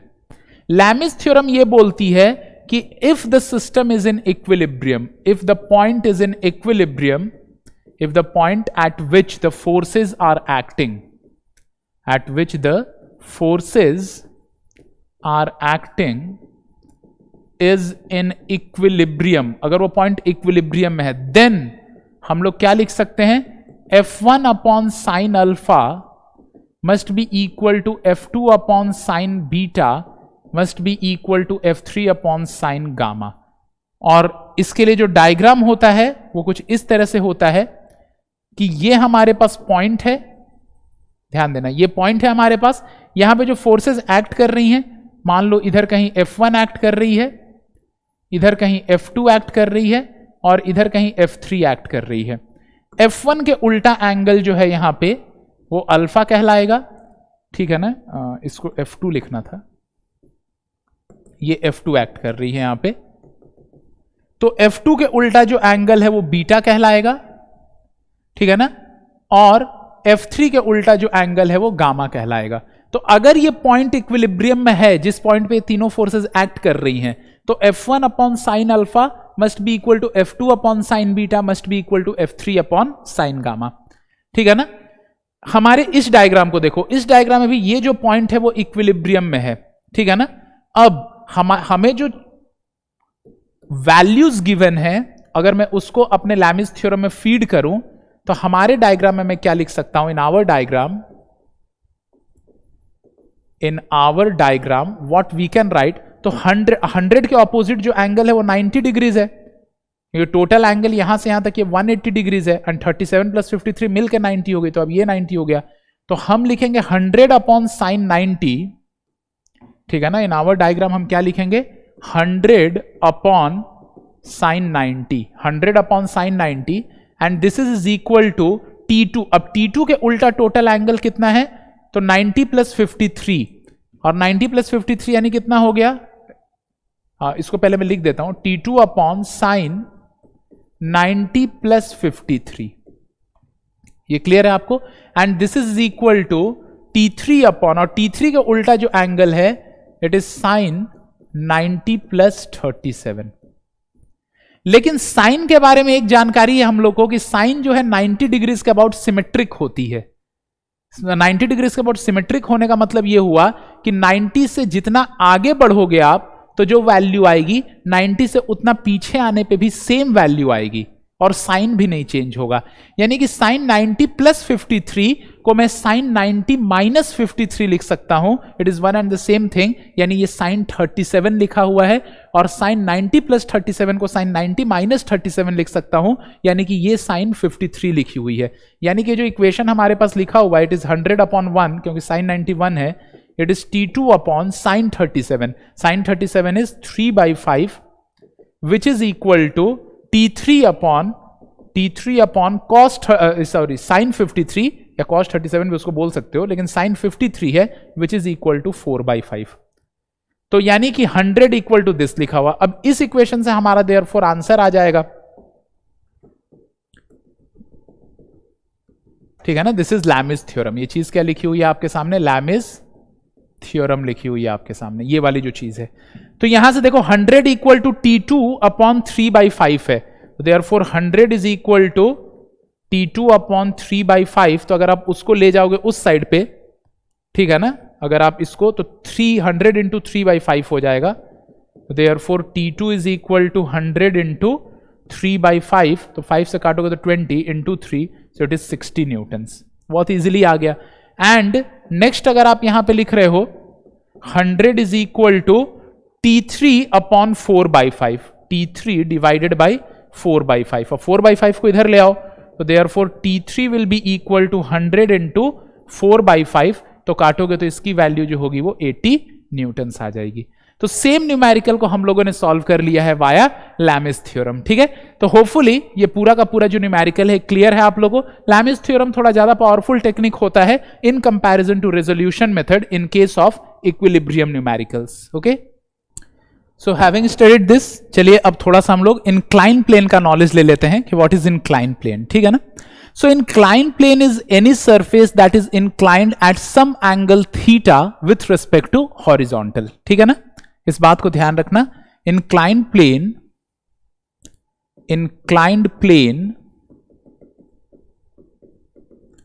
is any surface that is inclined at some angle theta with respect to horizontal. ठीक है ना, तो हॉरिजॉन्टल के साथ किसी एंगल थीटा पर जब कोई प्लेन इंक्लाइंड होती है तो उसको हम लोग इंक्लाइंड प्लेन बोलते हैं। होपफुली ये चीज क्लियर है आपको। ठीक है ना, तो जब भी हम कोई इंक्लाइंड प्लेन बनाएंगे, यहां पे से दैट हमने कोई इंक्लाइंड प्लेन यहां बना लिया, this is the inclined plane that we are having. थोड़ा मैं वाइड करके बनाता हूं। सो ये हमने इंक्लाइंड प्लेन यहां पे ड्रॉ किया है। ठीक है ना, और ये वाला जो एंगल है, this particular angle is termed as theta.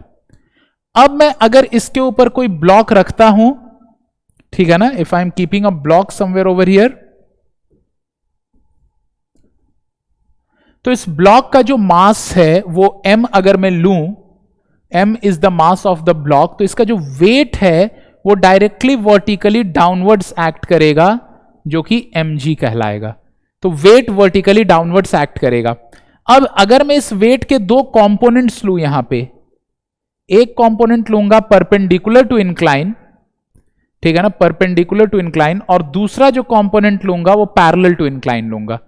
तो जो परपेंडिकुलर टू इंक्लाइन कंपोनेंट होगी, फिलहाल अगर मैं इसको रिजॉल्व करूं, तो जो कंपोनेंट परपेंडिकुलर टू इंक्लाइन होगी उसकी जो वैल्यू आएगी, ये जो वैल्यू आएगी that is mg cos theta.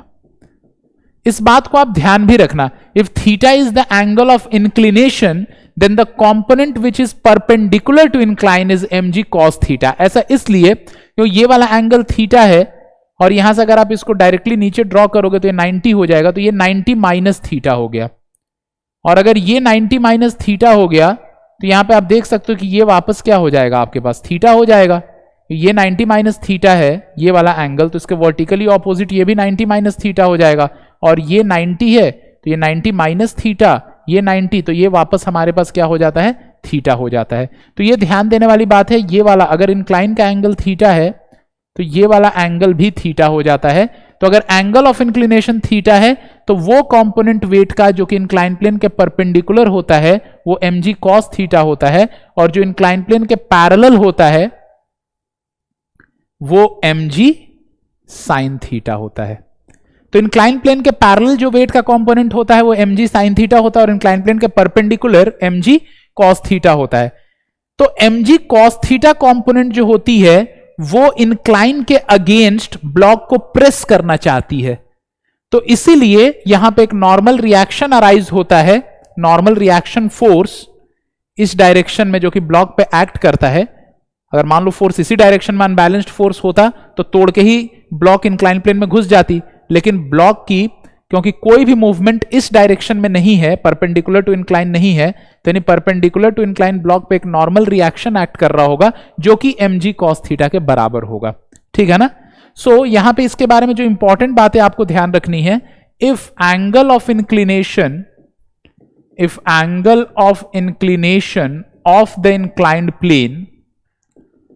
The inclined plane is theta, ठीक है ना, अगर इंक्लाइंड प्लेन की एंगल ऑफ इंक्लिनेशन थीटा है, देन उस केस में क्या हो जाएगा, then acceleration is equal to क्या हो जाएगा, पहली बात, then the component of weight then the component of weight of the block perpendicular to incline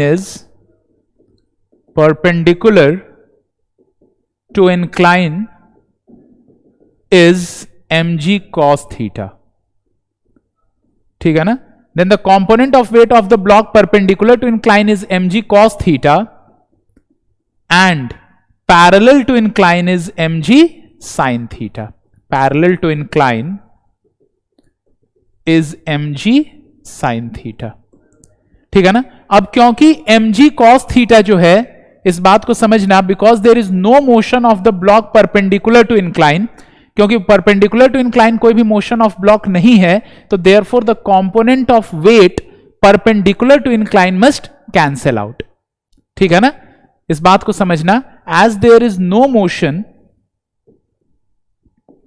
as there is no motion of the block perpendicular to incline, okay, as there is no motion of the block perpendicular to incline, therefore the component of weight perpendicular to incline must cancel out. ठीक है ना? component of weight perpendicular to incline must cancel out. Okay, must cancel out. Okay, तो इस बात को हम लोग को यहां पर ध्यान में रखना है. ठीक है ना? तो होपफुली यहां तक आप लोगों को क्लियर है. नहीं, आर एम जी कॉस थीटा के बराबर होगा. तो अगर मैं आर को equal to M G cos theta लिख करके यहां पर कैंसिल कर दूं तो इसमें कोई बुराई वाली बात नहीं है. ठीक है ना? So R is equal to M G cos theta. तो नॉर्मल रिएक्शन आर की जो वैल्यू होगी वो एम जी कॉस थीटा हो जाएगी. और अब अगर मैं ब्लॉक का फ्री बॉडी डायग्राम आपको बना करके दिखाऊं, यहां पे अगर ये ब्लॉक है हमारे पास, और इस ब्लॉक के लिए अगर हम देखें यहां पर कि क्या होगा, तो इधर की ओर हमारे पास क्या एक्ट कर रहा है, mg cos थीटा, जो जिसको किसने कैंसिल कर दिया है, इंक्लाइन प्लेन से ब्लॉक पे लगने वाले नॉर्मल रिएक्शन ने. ठीक है ना? और अब यहां पर केवल और केवल जो फोर्स एक्ट कर रहा है वो mg sin थीटा है. देखो, mg एक्ट नहीं कर रहा, और mg को ही तो तोड़ करके हमने क्या बनाया था, mg cos theta and mg sin theta. mg को तोड़ करके हमने mg cos theta and mg sin theta बनाया था, और mg cos थीटा जो है वो नॉर्मल रिएक्शन से कैंसल आउट हो गई है, तो अब बच केवल गई है mg sin theta. Therefore F net on block जो होगा, F net on block, so it is mg sin theta parallel to incline, incline के पैरेलल. तो देयरफॉर एक्सेलरेशन ऑफ ब्लॉक जो होगा, नेट एक्सेलरेशन, तो it is mg sin theta divided by m mass of block है, तो it is equal to g sin theta parallel to incline, incline के parallel. तो ध्यान रखना है कि जब भी किसी ब्लॉक को इंक्लाइन प्लेन पे रखते हैं तो उसका जो नॉर्मल रिएक्शन होता है, उस पे जो नॉर्मल रिएक्शन फोर्स एक्ट करता है वो mg cos थीटा होता है, और जो एक्सेलरेशन होता है उसका, ठीक है ना, वो g sin theta parallel to incline होती है. तो ये हमें नॉलेज होनी चाहिए यहां पे.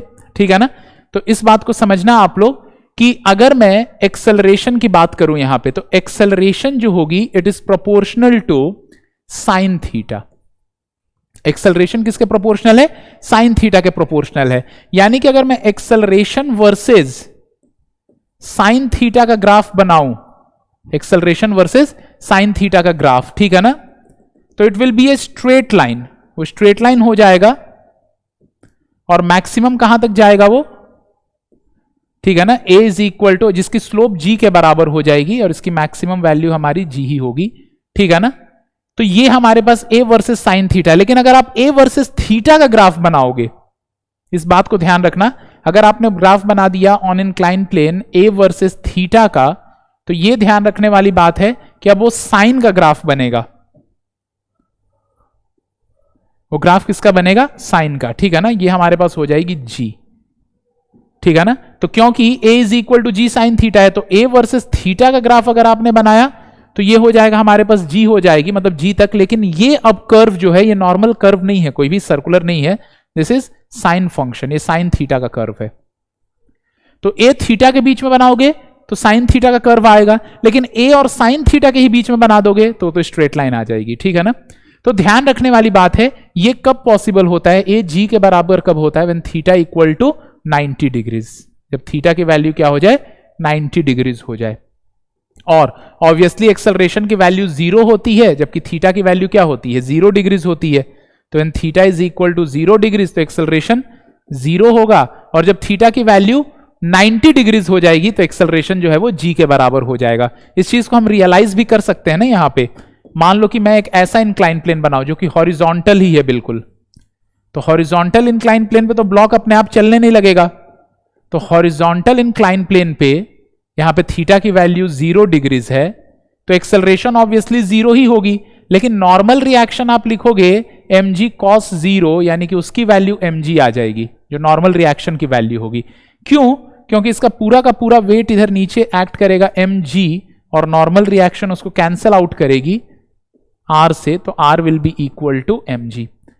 तो एक्सेलरेशन मिनिमम कब होता है, जब एंगल ऑफ इंक्लिनेशन 0 डिग्रीज होता है, लेकिन उसी वक्त नॉर्मल रिएक्शन मैक्सिमम होता है। लेकिन अगर मैं एंगल ऑफ इंक्लिनेशन को 90 डिग्रीज कर देता हूं, अगर एंगल ऑफ इंक्लिनेशन में 90 डिग्रीज कर दूं, तो उस केस में क्या हो जाएगा, सपोज दैट हमारे पास जो इंक्लाइन प्लेन है उसकी एंगल ऑफ इंक्लिनेशन 90 डिग्रीज है। तो इस केस में मान लीजिए कि हमारे पास जो ब्लॉक यहां पे रखी हुई है, ठीक है ना, अभी तो डायरेक्टली नीचे गिर जाएगी धड़ाम से, ठीक है ना। इधर कोई, अब ये ब्लॉक जो है ये इंक्लाइन को तो प्रेस कर नहीं रही है, दिस इज, इस केस में जो थीटा की वैल्यू है, theta equal to 90 degrees and acceleration is equal to g. तो r की जो वैल्यू हो जाएगी वो लिखोगे mg cos 90, और cos 90 0 होता है, यानी 0। इस केस में नॉर्मल रिएक्शन 0 है। भाई ब्लॉक की तो डायरेक्टली नीचे गिरने की टेंडेंसी है, वो क्यों प्रेस करने लगी इंक्लाइन प्लेन को, इधर तो प्रेस करेगी क्योंकि नीचे आना चाहेगी, तो नीचे ही बिल्कुल इंक्लाइन है हॉरिजॉन्टल, तो उसको प्रेस करेगी। पर इस केस में तो प्रेस क्यों करेगी, इस केस में सीधी नीचे गिर जाएगी, तो नॉर्मल रिएक्शन 0 हो जाएगा। लेकिन जहां तक एक्सेलरेशन की चर्चा करें तो एक्सेलरेशन g sin 90 डिग्रीज हो जाएगी, sin 91 है तो एक्सेलरेशन की वैल्यू g हो जाएगी। इस केस में ब्लॉक यहां पे डायरेक्टली नीचे आ जाएगा, a is equal to g। तो यहां पे अगर आप देख रहे हो तो एक्सेलरेशन की वैल्यू g हो जाएगी, और यहां पे r की वैल्यू जो है वो mg हो जाएगी, ठीक है ना। अब अगर हम एक और चीज देखें, यहां पे r के लिए ग्राफ बनाए, r वर्सेस cos थीटा, तो वो ग्राफ जो है,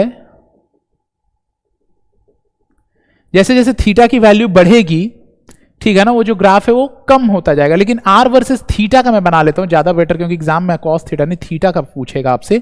तो r वर्सेस थीटा का अगर मैं ग्राफ बनाऊं आप लोगों के लिए यहां पे, तो ये जो ग्राफ है ये कुछ इस तरह से बनेगा, cos थीटा का ग्राफ बनेगा। cos थीटा का कर्व आप लोगों को पता ही है। तो जब थीटा की वैल्यू 0 डिग्रीज होगी, थीटा की वैल्यू जब 0 डिग्रीज होगी तो r जो होगा वो mg के बराबर होगा, और थीटा की वैल्यू जब 90 डिग्रीज हो जाएगी तो r 0 हो जाएगा। तो this is the graph for normal reaction versus theta on incline plane, and this is the graph for acceleration versus theta on incline plane. ये ग्राफ साइन थीटा का होता है, ये वाला जो ग्राफ होता है हमारे पास, this graph for cos theta, ये कॉस थीटा का ग्राफ है यहां पे हमारे पास, ठीक है ना, this is graph for cos theta, ठीक है।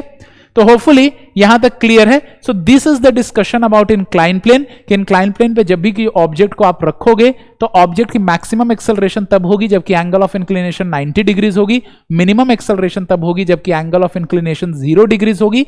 किसी जनरल एंगल थीटा पे जो एक्सेलरेशन होगी it will B g sin theta. Maximum normal reaction 0 degrees पे होगी, that will be mg, and minimum normal reaction will be at 90 degrees, that will be 0। and in general normal reaction का formula जो होता है inclined plane पे जब object रखते हैं तो ऑब्जेक्ट पे लगने वाला नॉर्मल रिएक्शन जो होता है इन टर्न वही नॉर्मल रिएक्शन inclined पे भी लगता है फ्रॉम एक्शन रिएक्शन पेयर्स, उसकी वैल्यू mg cos थीटा होती है, ठीक है ना। तो ये सारी जानकारी हमें inclined plane के बारे में होनी चाहिए। तो होपफुली यहां तक क्लियर है आप लोग को, ठीक है। तो होपफुली आप लोग को यहां तक क्लियर हो गया है। अब हम लोग नेक्स्ट आगे प्रोसीड कर रहे हैं पुली सिस्टम पे, ठीक है ना। तो सबसे पहले हम सिंगल पुली सिस्टम देखेंगे, फिर उसके बाद आगे जब प्रोसीड करेंगे तो मल्टीपल पुली सिस्टम भी देखेंगे, कंस्ट्रेंट इक्वेशंस वगैरह भी देखेंगे। लेकिन सबसे पहले हम लोग जानकारी ले रहे हैं अबाउट सिंगल पुली सिस्टम, ठीक है ना, सिंगल पुली सिस्टम। ठीक है, ध्यान देने वाली बात है कि जो आज का एपिसोड है, मैं फिर से बता रहा हूं, it is the episode in which I am building your concepts and theory. जो नेक्स्ट एपिसोड जस्ट इसके बाद वाला एपिसोड होगा, उसमें इन सब के जो क्वेश्चंस हैं, इन सब से रिलेटेड तो काफी सारे हम लोग क्वेश्चंस करेंगे, ताकि ये पूरे के पूरे जो कंसेप्ट्स हैं यहां तक के आपके क्लियर हो जाए। इसके पहले वाले एपिसोड में मैंने न्यूटन के तीनों नियम को डिफाइन किया था। I defined the 3 laws of motion. I also made you solve some particular numericals. लेकिन उसमें जो मोमेंटम वगैरह वाले जो न्यूमेरिकल होते हैं, वो आगे law of conservation of linear momentum, जब centre of mass impulse momentum collision नाम का एक चैप्टर पढ़ते हैं, उसके अंदर आता है और ज्यादा डिटेल में। तो पिछला वाला जो एपिसोड था, it was only definitive purpose के लिए था, मतलब कि डेफिनेशन वगैरह के लिए था, लेकिन वो हमें पता होना चाहिए, कैरेक्टरिस्टिक्स पता होनी चाहिए। आज वाला जो एपिसोड है, ये फोर्सेस की definition, forces, weight, normal reaction, tension, ये कैसे ऑपरेट करते हैं, कैसे एक्ट करते हैं, फ्री बॉडी डायग्राम्स में इनको कैसे शो करते हैं, ये सब आपको सिखाने के लिए है, एलिमेंट्री नॉलेज देने के लिए। नेक्स्ट जो हमारा एपिसोड आएगा इसके बाद, इसमें इसके न्यूमेरिकल्स के थ्रू और इन कंसेप्ट्स को और डिटेल में हम लोग बिल्डअप करेंगे, ठीक है ना। तो नेक्स्ट वाला जो हमारा एपिसोड है, वो एंटायरली फोकस्ड होगा क्वेश्चंस पे, ठीक है। तो अब आगे प्रोसीड कर रहे हैं और हम लोग पढ़ रहे हैं पुली सिस्टम। तो first is single pulley system. तो सिंगल पुली सिस्टम में देखिए बेसिकली होता क्या है कि हमारे पास एक सिंगल पुली होती है, ठीक है ना, जिसको यहां से सस्पेंड किया जाता है। सिंगल पुली सिस्टम के कुछ अजम्पशंस होते हैं। सिंगल पुली का इनफैक्ट न्यूटन्स लॉ में जो पुली सिस्टम आप पढ़ोगे, उसके जो अजम्पशंस हैं, तो इसका जो पहला अजम्पशन है वो ये है कि the pulley is massless and frictionless. The pulley is massless and frictionless. तो पुली मासलेस होगी एंड फ्रिक्शनलेस होगी। जो दूसरा अजम्पशन होता है इसका, वो ये होता है कि the string is massless, frictionless. तो स्ट्रिंग जो होती है वो मासलेस होती है, फ्रिक्शनलेस होती है, एंड इनएक्सटेंसिबल, वो इनएक्सटेंसिबल भी होती है, ठीक है ना। अब इन दोनों अजम्पशन से फायदा कि ये हमें मिलता है कि द टेंशंस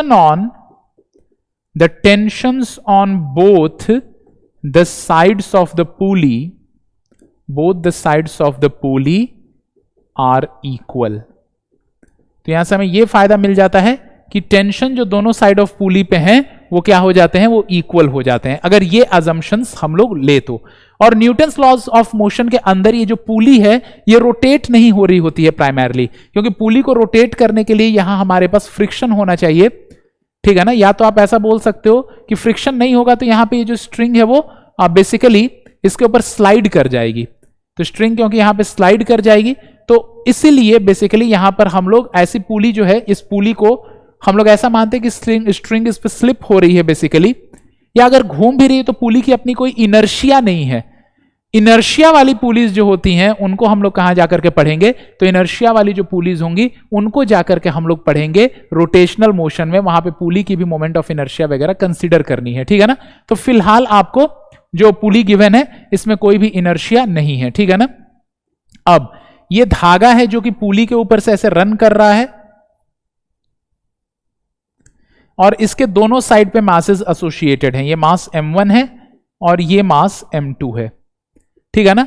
अब ये जो मास m1 है, अगर मैं इसका फ्री बॉडी डायग्राम बनाऊं, free body diagram of m1, तो m1 पे नीचे तो क्या एक्ट कर रहा है, m1 का वेट जिसको मैं बोलूंगा m1g, और ऊपर इस पे टेंशन T एक्ट कर रही है, ठीक है ना, इस पुली में यहां पे, ठीक है ना। पुली के दोनों साइड पे जो स्ट्रिंग्स हैं, तो यहां अगर मैं टेंशन T बनाऊंगा तो इधर भी टेंशन T ही बनाऊंगा। उसका क्या रीजन है कि मैं दोनों साइड पे टेंशन T ही मार्क कर रहा हूं? सिंपल रीजन ये है कि पुली मासलेस है, तो स्ट्रिंग के इस हिस्से और इस हिस्से के बीच में कोई भी मास अपीयर नहीं हुआ है, और स्ट्रिंग खुद भी मासलेस है, तो इसलिए सेम ही टेंशन रहेगी थ्रू आउट द स्ट्रिंग। तो यहां नीचे m1g ऊपर T, तो T माइनस m1g, इसके लिए इक्वेशन जो लिखोगे, अब इसमें किसी एक को बड़ा किसी एक को छोटा मानना है, तो हम ये मान लेते हैं कि m2 is greater than m1, ऐसा मान लेते हैं। m2 अगर m1 से बड़ा है, यानी m2 नीचे जाएगा विद सम एक्सेलरेशन a, और क्योंकि स्ट्रिंग इनएक्सटेंसिबल है, खींच नहीं सकती है, तो जितने एक्सेलरेशन से नीचे जाएगा उतने ही एक्सेलरेशन से ये ऊपर जाएगा। तो पहला इक्वेशन हम लोग क्या लिखेंगे, क्योंकि ये ऊपर जा रही है, m1 क्योंकि ऊपर जा रही है विद सम एक्सेलरेशन a, तो इसके लिए लिखेंगे T minus m1g is equal to m1a। This is our equation number 1। और अगर मैं FBD ऑफ m2 बनाऊं आप लोगों के लिए,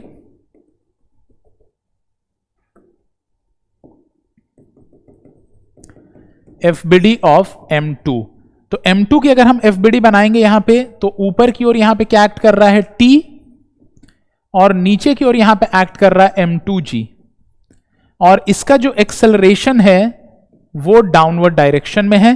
तो इसके लिए आप क्या लिखोगे, इसके लिए लिखोगे m2g minus T is equal to m2a, ठीक है ना। This is our equation number 2, m2g minus T equal to m2a।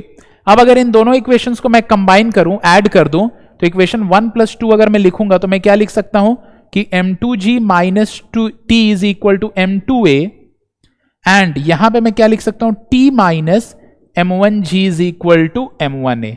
तो t और t तो कैंसल आउट हो गई, और यहां से हमें a की वैल्यू पता चल जाएगी, ठीक है ना। दोनों इक्वेशंस को अगर मैं यहां ऐड कर दूं तो a की जो वैल्यू आ जाएगी a इज इक्वल टू, यहां पे देखो g कॉमन ले सकते हो इस साइड पे, ये m2 माइनस m1 लिखा हुआ है, एंड इस साइड पे a कॉमन लेकर के क्या लिख सकते हो m1 प्लस m2।